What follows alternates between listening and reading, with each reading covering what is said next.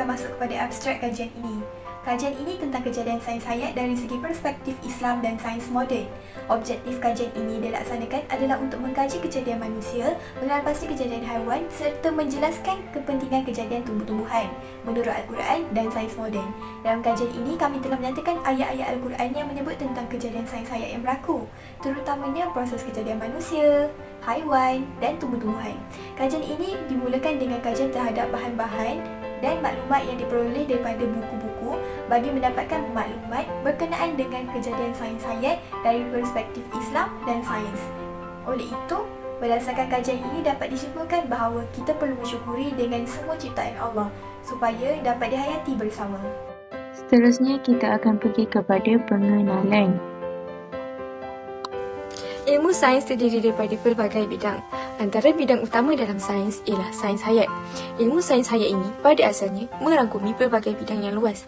Namun, dalam kajian ini hanya menumpukan tentang kejadian manusia, haiwan dan tumbuh-tumbuhan dari perspektif Islam dan sains. Dengan adanya kajian ini, kami dapat mengenal pasti kejadian sains hayat yang berlaku sejak dahulu lagi sehingga sekarang.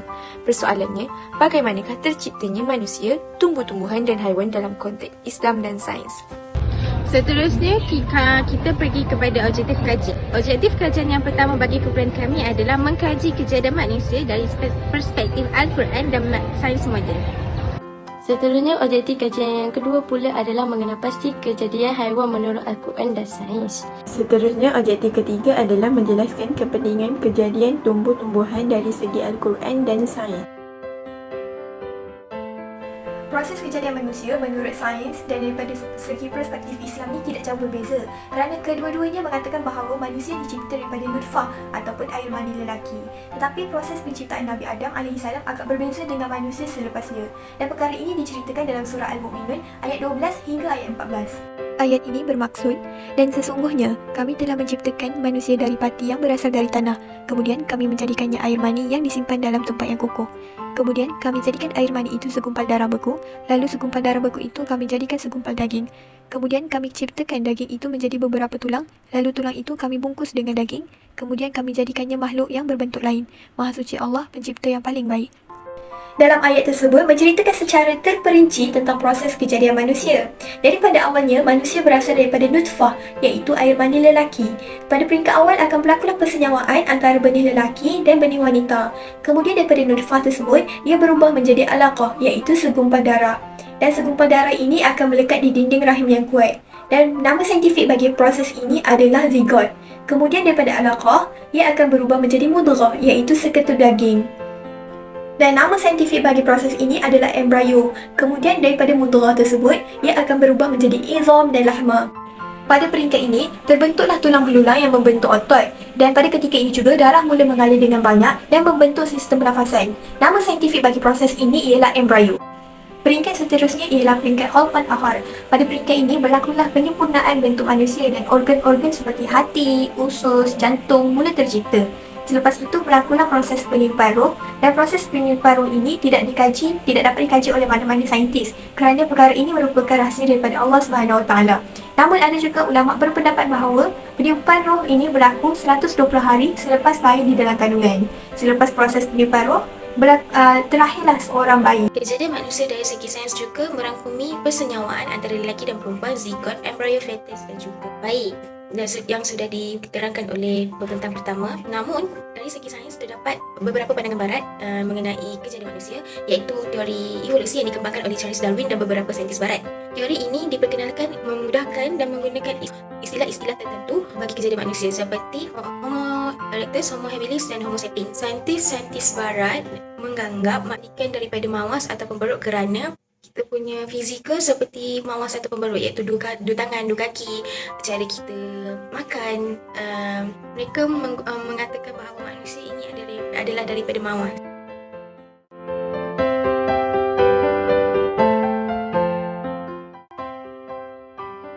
Haiwan merupakan hidupan yang dijadikan daripada air. Bukan itu saja, Al-Quran telah meletakkan haiwan pada kedudukan yang paling rendah berbanding manusia.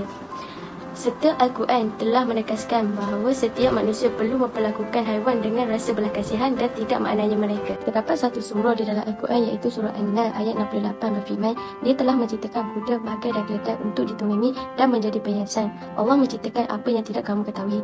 Ayat ini menerangkan Allah Subhanahu Wa Taala telah mencipta pelbagai haiwan di atas muka bumi ini. Contohnya lebah. Lebah adalah binatang yang menghasilkan madu. Di dalam Al-Quran juga telah menegaskan madu dijadikan sebagai penawar untuk merawat segala penyakit. Seterusnya, saya akan menerangkan tentang proses kejadian haiwan menurut perspektif sains pula. Seperti mana yang kita tahu, dalam Al-Quran juga telah menyebut tentang kelebihan dan manfaat madu yang dihasilkan oleh lebah. Menurut Syekh Dr. Wahbah Al-Zulhaili berkata, Tuhanmu telah mengilhamkan kepada lebah kemampuan dalam melakukan hal-hal yang menakjubkan.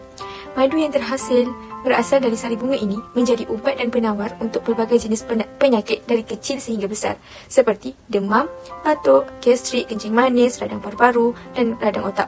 Contoh yang dapat kita lihat pada musim sekarang, negara kita telah mengalami COVID-19 selama 2 tahun.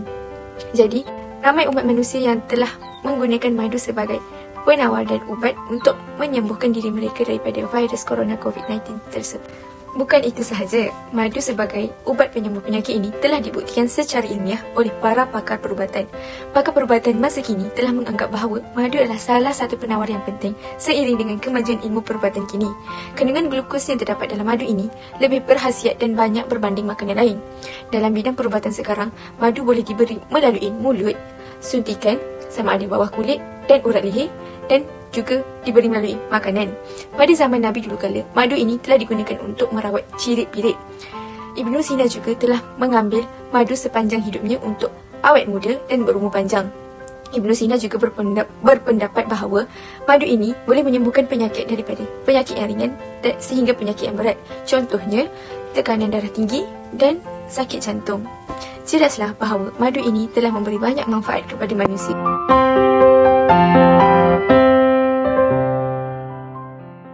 Allah Subhanahu Wa Taala menciptakan tumbuh-tumbuhan daripada pelbagai jenis, rasa dan fungsi untuk dimanfaatkan kepada umat manusia di atas muka bumi ini. Hal ini jelas dinyatakan di dalam surah At-Tin di dalam Al-Quran ayat 1 sehingga 8. Ayat 1 dan 2 surah At-Tin yang membawa maksud demi buah tin dan zaitun dan gunung Tur Sina. Allah Subhanahu Wa Taala telah menerangkan kelebihan dan manfaat buah zaitun di dalam Al-Quran. Buah zaitun disebut sebanyak 7 kali di dalam Al-Quran. Hal ini menunjukkan betapa banyaknya khasiat buah zaitun. Menurut Tirmizi dan Ibnu Majah, Nabi Muhammad SAW bersabda, "Makanlah buah zaitun dan sapulah kulitmu dengannya kerana ianya datang daripada pohon yang diberkati." Kerana jika minyak zaitun diambil sebagai sapuan luaran, ianya bertindak sebagai pelicin dan pelembut kulit bagi penyakit eczema dan psoriasis. Buah zaitun juga boleh membantu merawat 70 jenis penyakit atau beberapa jenis penyakit dan juga penyakit kusta. Seterusnya, saya akan berkongsi mengenai kelebihan buah zaitun menurut sains.